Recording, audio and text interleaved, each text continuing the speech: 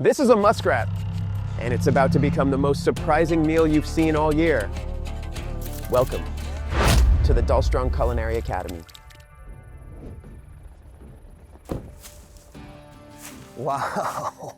Gaetano, we are not in the Dalstrong Kitchen studio. Today we're in Northern Ontario. Welcome. Where in Northern Ontario? Or way up, past Gravenhurst, way up in the bush. How many acres of land is this? This is 100 acres, backing onto another 100 acres of crown land. What are you predominantly hunting and trapping here? Deer, grouse, woodcock, rabbits. So what are we cooking today? Well, today we're cooking chicken fried muskrat, but before we start cooking, we're gonna have to finish trapping it, gutting it, skinning it. We got the whole 9 yards that we still have to do. Fantastic. So I'm gonna introduce you to Trapper Steve, and we're gonna take it from there. Okay. Awesome, let's go walk over. Hey, Steve. Hey, how are you? good, thanks for coming. Hey, Steve. Stan, thanks for having us, man. Thanks for coming. So Gaetano says we're having muskrat. Yeah. Okay, and so we're gonna have to skin it and butcher it and stuff? Absolutely. So here's the muskrat here. What we'll do is we'll skin it as they taught me in fur harvester fur management course to prepare it for fur market. And then doing that, we preserve the hide and pelt in the best quality possible. And then we'll butcher the meat and give it to Gaetano for cooking. How long ago was that trapped? Fresh from this morning. Wow. Fast farm to table, chef. There you go. You know what I'm saying? Yeah. Talk to me about the art of skinning. How do you do it? Some animals have thick skin, some animals have thin skin. And muskrats are a lot like rabbits or squirrels. You got to be very careful skinning it. You don't want to puncture a hole in the hide, and you don't want to open the cavity beforehand to let the guts fall over you while you're working. You skin it up like this, hanging up from the tree? That's how you skin it? Well, I like to use gravity as my best friend. There's different ways to skin it, but with gravity, I would make an incision across from the feet, leaving a bit, one of the legs, and using my hands to slowly pull the skin off like a sock. So Guy, how are you cooking this muskrat today? Today we're gonna do a chicken fried muskrat.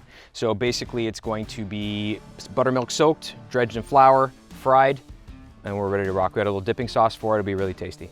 Okay. Have you ever tried it yourself? My first time. It's your first time My too? first time. Health benefits of eating game meat. Talk to us. Well, the benefits from eating wild meat, the proteins and the fats are that much richer and more natural than what you would get in the store. And that's because? Because you are what you eat, and their world around them is clean and healthy. That's simple enough. Yeah. Thank you, man. I can't wait to eat it. All right, Steve. Show me how you're gonna skin this and gut this. Okay, so what we're gonna do today is we're gonna start by removing the skin, and I'm going to use the Dalstrong Night Shark series boning knife to make this first incision. And we're gonna cut from one ankle to the other around the vent. What's the vent? The butt. Okay. Okay. Okay, good to know, the vent. So what I wanna do is just get between the skin and the meat, holding the blade away from me. Never cut to you, always cut to your friend. Okay. So you don't wanna cut yourself. Right. There you go. Now, is just inspect our cut to make sure we went from one ankle to the other. Okay. So what we're gonna do is use our hands Yeah. and start to slowly peel the skin away from the meat. And it comes very, very easy. Wow, look at the color of that. Yeah, it's very dark meat. That's beautiful. So you wanna get around the leg. So as you can see, Yeah. I've got one finger through Yeah. and completely behind the leg. And it comes right off just like that. Wow. And then, okay. And then we switch to the other leg. We slowly peel the meat away from the skin. Now it's pretty fresh, so it's a little hard. So now that we have both legs exposed, we'll cut a little bit off the front, and we're gonna switch to the gut hook knife. Follow the hide at the meat all the way up, and we wanna leave a little bit of that skin on the tail, just like that. Now we'll put the gut hook knife down. We'll do some more hand work. If you want to give me a hand, why don't you get your hands in here with me? Yeah, I love to help give you a hand. Yeah, sure. Okay, so what we'll do is we'll slowly pull the skin away, watching that stomach lining, because we don't want to open up the guts too early. Oh, yeah, I can. Oh, we can always use the knife again to trim around that, but let's work on the back side. Okay.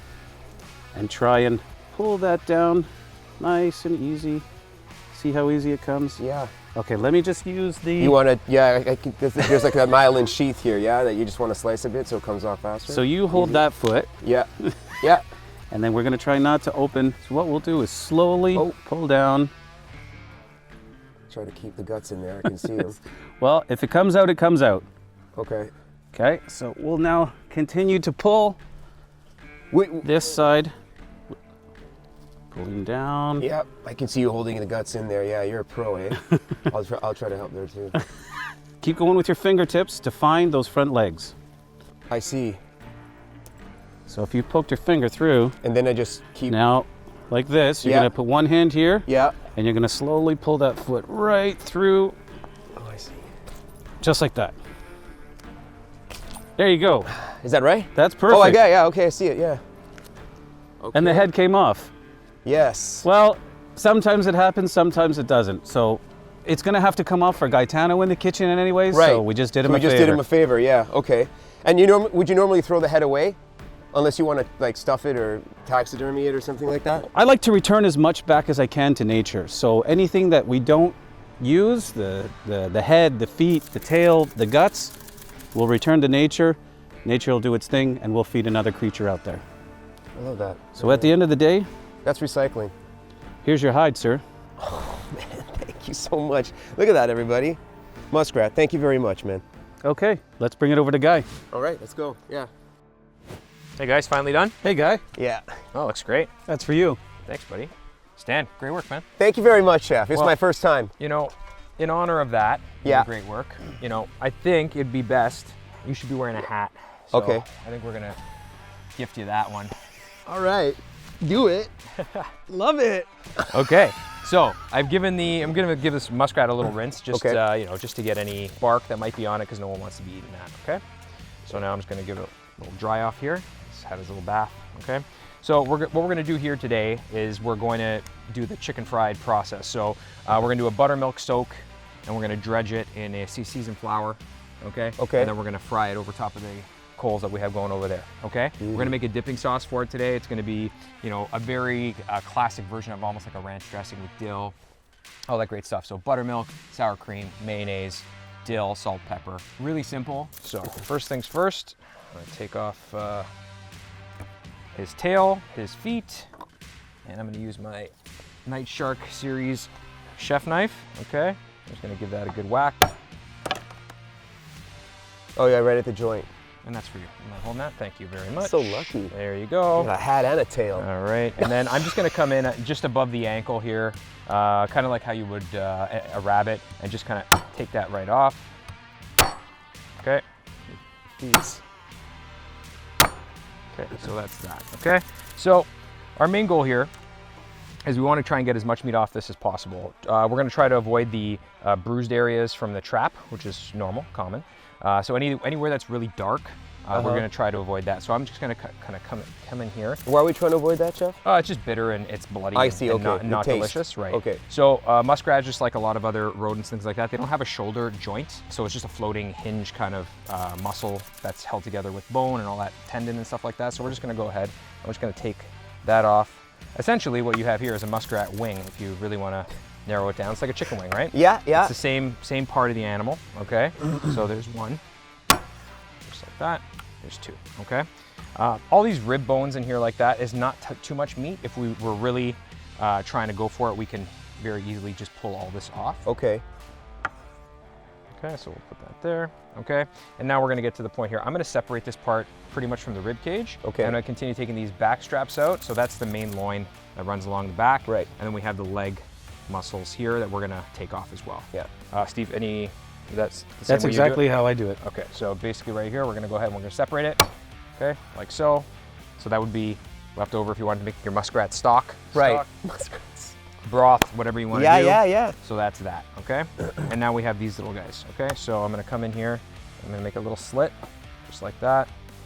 Do either of you guys have any idea why muskrat's not like readily available in like the metro or the grocery stores? I think it'd probably be kind of scary for people more than anything, but you know, here. Just because of the word rats in it?